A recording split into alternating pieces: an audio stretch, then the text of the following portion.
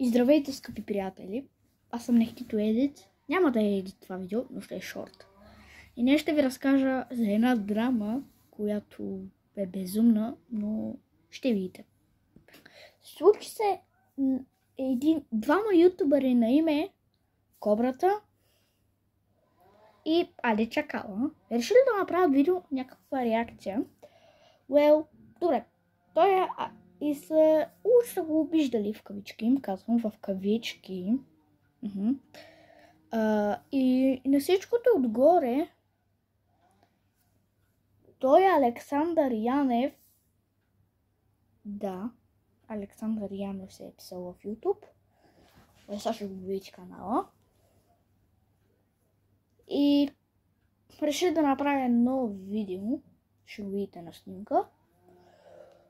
Решил да ги нахейти малко. И аз лично му дизлайкнах видеото, защото е тъпо.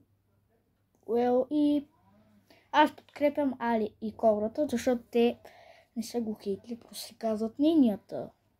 Така че, моля повече да не се случват такива драми, че да не ги обяснявам и аз. Чао на всички!